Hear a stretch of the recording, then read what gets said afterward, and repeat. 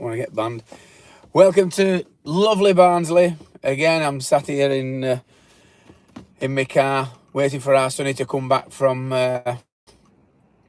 boxing. He goes to boxing, and I have to sit here for an hour while he's jabbing away and gaining 7 foot fit. Probably be my bodyguard when I get famous. Yeah. Somebody will need to protect me from all haters, I suppose. I don't know. So, when everybody gets on, if you want to ask me any questions about damp issues, if you've got any damp issues, then fire away. I'm all ears. I'm waiting to hear what anybody says, really. It's been a good day today. It's been a blue sky day today, and you know what we say about blue sky days, don't you? Open all your windows and let the air change inside your house. So open your windows, and then your air will sort of go out, clean air comes in, and then shut your windows again, and you've got clean air inside your property. So then when you start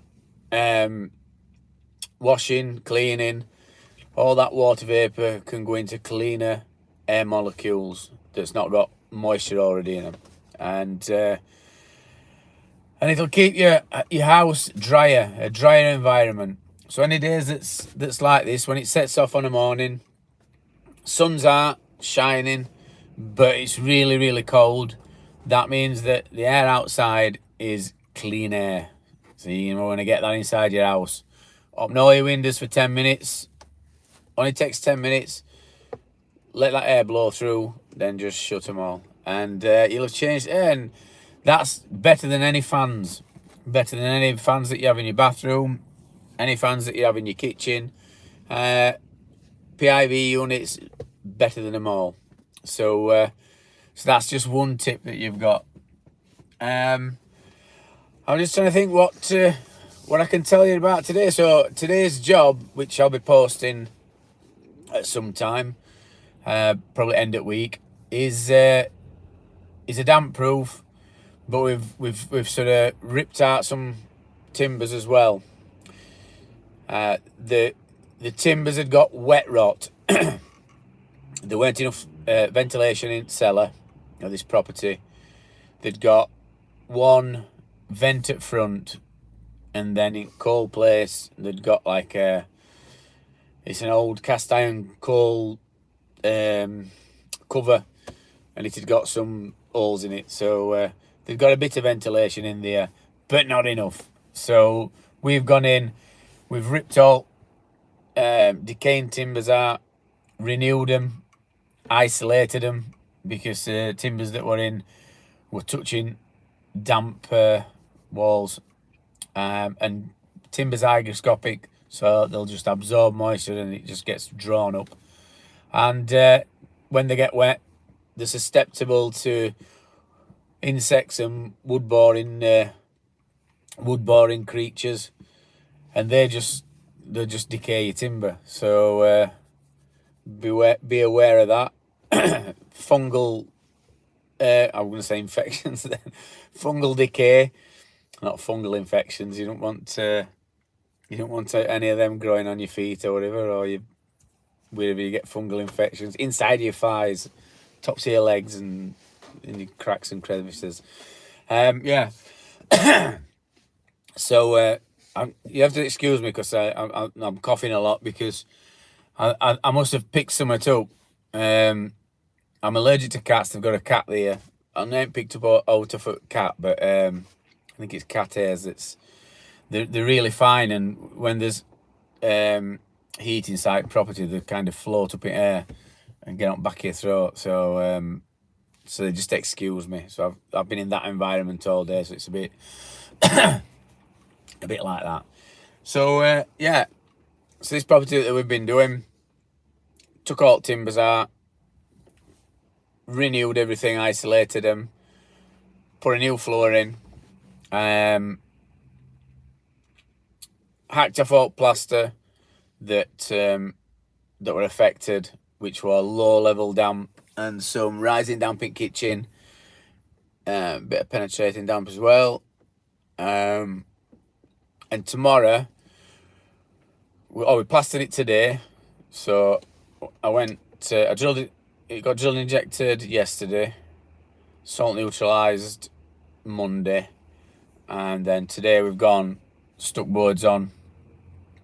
We dry grip.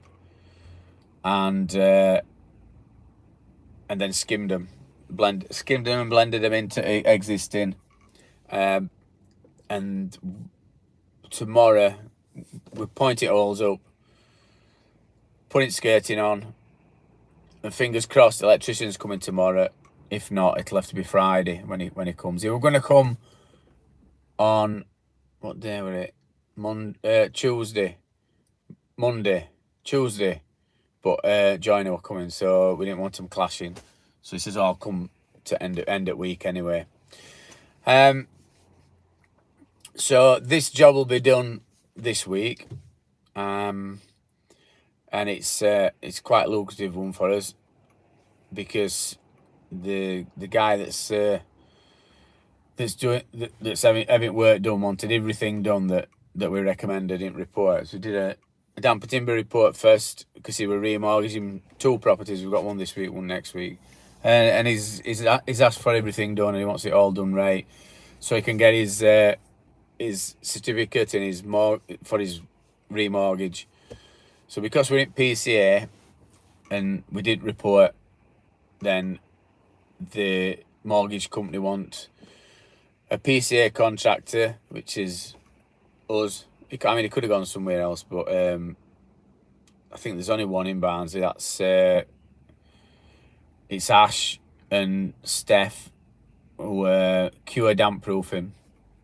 Ash used to be my apprentice. Teamed up with Steph at college. I don't know whether Ash has got his qualifications yet, but Steph got his, so they became provisional members. I think they're full members now. So I'm looking forward to dinner, to PCA dinner, so we can meet up and have a beer with him. I've not seen him for a long time. But so there's only two. I think there's only 2 of us in Barnsley. Peter Cox used to advertise in Barnsley, but they've been kicked out at PCA.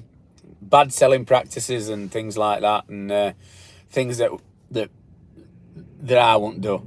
I don't know what. Excuse me. I don't know what bad selling practices they've been doing, or if that what case. Well, it's what people's been saying. So I don't know whether they're going to get back in, and I don't know how it's affected them for the work, because they're still advertising. I think they've got to get rid of PCA logo, so they're not going to be able to do pre-purchase damp timber surveys if banks recommend that it's got to be a PCA surveyor or a PCA contractor, which they're starting to do now. A lot of them are starting to do it. And then when you have a RICS survey, RICS surveyors, if they can't find what the issues are with damp, if they can't interpret any readings, what they've got, they're saying that it's got to be a PCA contractor, it's got to be a PCA surveyor that looks at it as well. So that's why people are ended up having to have 2 surveys. They might have a structural survey, and then they might have to have a damp survey if stuff gets flagged up. It's expensive buying properties nowadays, very expensive. I mean, I've just remortgaged a couple of mine, and I had to have there were 2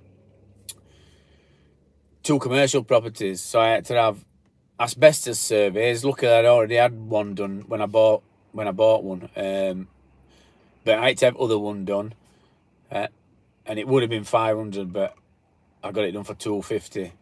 But they're expensive surveys, very expensive. So you have to bear that in mind when you're buying property, or if you're going to buy a house. People don't seem to factor that in, and then with damp surveys, they're normally last minute, so you'll get all the way down the line. So you put your offer in. I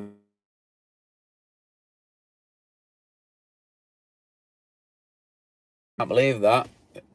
I'm glad it weren't a normal video, because normal video would have just stopped, but that's carrying on.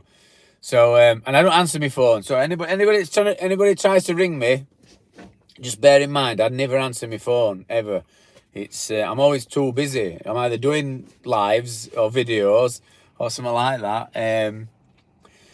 I've got there's about a million ways you can contact me. So you can contact me by my email, you can text me, you can WhatsApp me, you can get me on social media, and it's better just contact me through there, and I can do it at my leisure.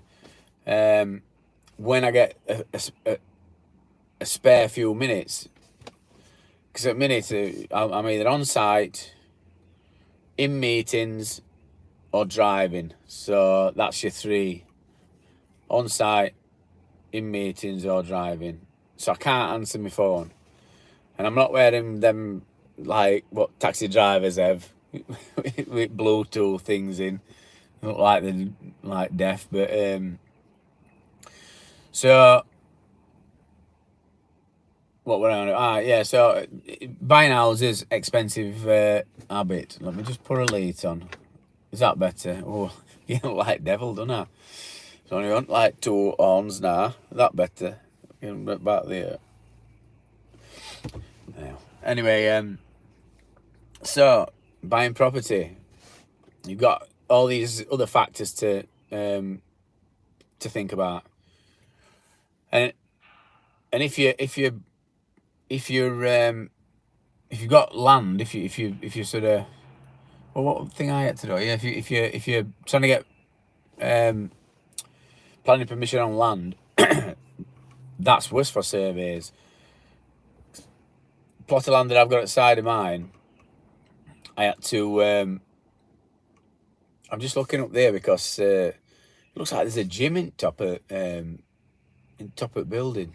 And I've not noticed that before, but it looks like a gym. It's like a massive block of flats, Gateway Plaza, and it looks like there's a gym at top. Big suite at top. You can see straight in windows, but I think they're looking straight down at me. So yeah, so if you've got a plot of land, you have to have mining surveys, coal summit surveys, wildlife surveys, badger surveys, bat surveys, everything. Absolutely tons of them. And each one of them's 500 quid a go. And then when you're doing stuff at council, then you've got like I think each one of their conditions, what they put in, they cost about, I think they're about 250 quid per condition. It cost me about 10 grand just to get to get mine up to speed, so to get so that we'd started it and planning don't lapse. It was a company called Marins in Birmingham, and they sorted everything out, but they were charging me like 900 quid well, and it seemed to be 900 quid a month when it were coming through, but all in last year, I think it was last year or year before, it worked out at about 10 grand, but it was worth it because I can start it when I want, if I want. If I do, our Sonny can start it. Like planning will never lapse. It's down as if we've started job. So if not, I had 3 years to start it, and if I want to started it in them 3 years, I'd have had to apply all over again, which would have cost me another 20 odd grand. So that's another thing to bear in mind if you've got a plot of land and you wanted to get planning permission on it and you don't want to build straight away. You've 3 years. You might have a bit longer in some different areas, but they gave me 3 years. So yeah. Anybody got any questions on damp? Oh, damp things. I don't know if I've missed any. Let me have a look, see if I've missed any. Some messages such as potential. Oh no, top chat, live messages. No, not yet. Welcome to live chat. Remember. No, I don't want to learn more. The problem is they come up, questions come up, and then it sort of just fizzles out. But so I'll tell you whereabouts in Barnes I am. This is Summer Lane, You've got Georgian Dragon here. You've got JJ's Cafe there. Pizza Zone. There's a flower shop here. Armstrong's Bedding is here. John Armstrong, he used to work for Bedding Centre. A year older than me, went to Rayleigh School. Nice kid, John. And he's doing well. That's all I've heard all day today. Sirens running up and down. Sirens up and down in Barnsley. A bit tired today. Took it out of me. I think I've got like a bit of a virus or something because I'm a bit chesty. I ain't had much energy, but yeah. So it's been an hard week so far. You get them, don't you? You get hard weeks and sometimes you get easy weeks. But it helps when weather's nice. So as soon as weather picks up, everybody feels better, don't we? We all feel a lot more positive. Spring's round corner. We start going out. In fact, I'm supposed to be going out this set around Leeds. Fingers crossed. I'm not going to be too busy and I can go. We're about going on train and having a few beers. And that's probably the first time since Christmas. So yeah, so that'll be a change. Be able to put my glad rags on, put my suit on, or something like that. Is that what we wear nowadays? Suits. Yeah, put my suit on with my spats, and one of them, what they call them.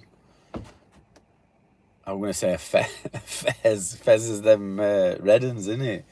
Not a fez. Panama, isn't it? So spats, Panama. So that's hat. That's hat. International sign for hat. So I hope you're enjoying this live anyway. All one on you. So like I said before, this bit it's a bit rough around here. So you get like people walking up and down, druggies and that, looking for the fixes and stuff. Not be too bad when bright nights come round. What can I talk about now? Right, so let's have a think. We're on about damp stuff. Somebody sent me some pictures. And no, it didn't send me pictures. I saw it on Facebook. So I'm in a group which is like to do with extensions and all, like property groups. And somebody put some pictures on. And I think that they were doing some renovations. They must have been from down south because they were on about up north, saying all properties up north have got damp in them and things. They said house that they bought looked okay when they bought it. There were nothing wrong with it. So then the builders have gone in. And they must be like down south. And they said, builders have said that it's full of damp, wet rot and dry rot. And she's put these pictures on. So I've zoomed in and had a quick look. No dry rot on pictures. So I kind of put, when will people learn that you need to get a pre-purchase damp and timber survey done, even if house looks all right? Because us surveyors, we're experienced in looking at properties, looking for signs. We've been doing it for years and years and years. We can see signs. We've got equipment we can do for testing and things like that. So we'll find out if there's issues there. We'll find them. As long as survey is not too limited, we'll find them. And if it is limited, we'll mention it that it is limited in report. But, so I've zoomed in on these pictures, nothing there. When will people learn that, you need to have a survey done by a damp and timber specialist? If you get your RICS survey done, you need a damp and timber survey done as well. So I've had a look at it, and anyway, there's there's no signs of a dry rot. And I put a comment on and I said, have you had an extent survey done? Have you had do you know how far it is? You know how far it is. Are they going to treat it special? You know, are they going to use special solutions to treat this dry rot? Because it's a different fungus and needs treating separately to wet rot. So I'm going to have a look on Facebook, see if she's replied, because it just don't look as if there's somebody having a piss on behind a tree. Oh my God! I think he don't think that anybody can see him. He's just stood there with not bad. I want to look the other way. Dirty boy. It's only a young one, but you know what I mean. He's only about 16 and that, but I know it's getting dark. But chuffing hell, I suppose it could be worse. Could be down on all fours, couldn't he? Dragging his son on grass, having a shite without any toilet roll. In fact, saying that, I'll tell you a story about a kid who I took to school with. I'm not going to name him, but all them who went to our school will know his name. Oh, Dirty Harry. And he just used to I used to go call for him. So he lived at Kensington. We used to go call for him, me, John Driver, Dickie. And we'd only been about second year junior school. So we called for him at his house, and he used to wear a big mod parker. And we used to come out of his house, and he just used to drop his trousers and he'd just have a shite in the middle of the street. And that was his thing. He just used to do it anyway. We'd be like, what the chuff? You know what I mean? And he'd just knocking logs out everywhere. And he did it. In our school, it was like an old, what they call it, school. It was what is he, old pissy kid? So in our school, it was like an old 1950s, 1960s school. And it had like sort of, to get up to the second floor, it had these hallways in it, like, so you went through these doors and then upstairs, but then there were like because they were concrete, there were like a space underneath stairs. So everybody used to throw the bags under there. And we were with him, like me, Driver and Dickie. And he's got down and the shit under the stairs in school. And every time we used to, like, because they were like all windows, and every time we used to go through doors, it was like really cold in that part because it was concrete, and it was like a massive window, and there were only single glass. And after they'd done it, obviously we couldn't say it. We were on it first years at school, and after they'd done it, every time nobody knew it was there for God knows how long. And every time he used to go through, it absolutely reeked, and it reeked for weeks and weeks and weeks. And then I think cleaners must have found it, and we had an assembly. We had an assembly, and head teacher stood on stage. We're asking who had done it, and like, I mean, we were just laughing his heads off us, like. And then we had prefects at school, so we were in. The first house, it might have been second year. An old prefect, like big kid, like grabbed older Harry while we were waiting to go into one of the lessons, and I just said his name then, Harry, and we were going to beat him up. He's saying, I know it was thee that's doing it, and the kid used to just lie his ear and he just go, it weren't me, it was just plain faced lies, but they couldn't prove out because nobody had said out, like, but for weeks it just stung. But other time, which is, there were 5 of us there. We'd got off at school bus and we'd gone into Barnsley Market, and we've got a multi-storey car park. Me, driver, Dickie, Bev Croft and Dean Croft, like RIP, you know what I mean? God bless them. They're not here anymore. Bev and Dean, brother and sister, like both passed away, but years ago. But we were all together, and we'd gone. He'd got this firework what he'd got from one of the shops. He'd been shoplifting and he'd nicked this firework, and it was massive. And he thought it were gonna be like a great big rocket. So we went up onto, because he used to have this big mod park, and he used to have massive pockets in them.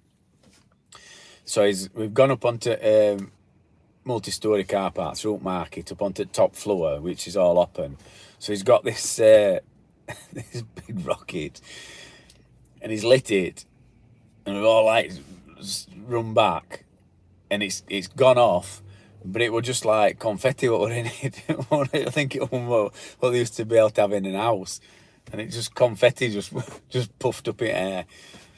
So we were mad, and then we goes to walk out, and right at the top there were like a small concrete bridge that went across into main market area, and it had some lead straps on edge. So what did Harry do? Gets up on edge, drops his trousers, and he had a shite off the edge at the multi-storey car park.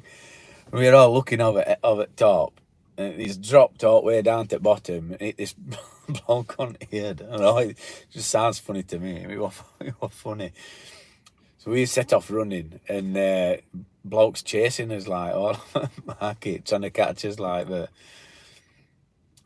That were the 80s, you know what I mean? It was funny at 8. It was funny when I was a kid, so obviously not funny now. I won't like that happening to me, but that was better than robbing cars and stuff, wasn't it? Mugging people and going around with a knife, but it weren't that bad. But it was dirty Harry, like, so. So that's my story from school. I started off wanting to tell you some damp stuff. I told you some earlier on, but I think that's a story for a book when I write my book.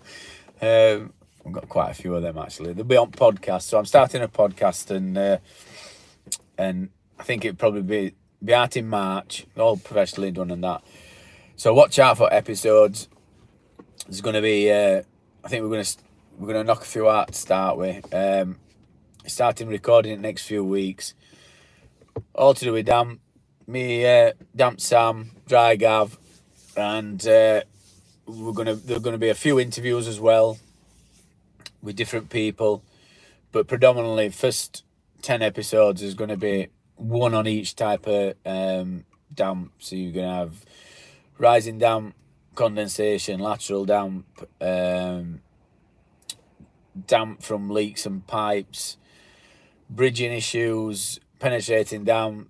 We're going to do dry rot, we're going to do wet rot, we're going to do timber infestations, insect infestations, and then we're going to do a program all about me, telling you how I got to where I am, and then we're going to do interviews and things like that, so with different people, and hopefully you'll enjoy them. There's going to be a format to the show, probably around about an hour, and it'll be worth a listen, I think. So watch out for it. I'll when we've got a few episodes in can, I'll start letting people know, and we'll have a build-up date and then there'll be a day when they sort of get released. So I'm gonna jump off now, and I hope you've enjoyed my little stories, and watch out for some more. So that's Damp Sam signing off. Have a brilliant rest of the week.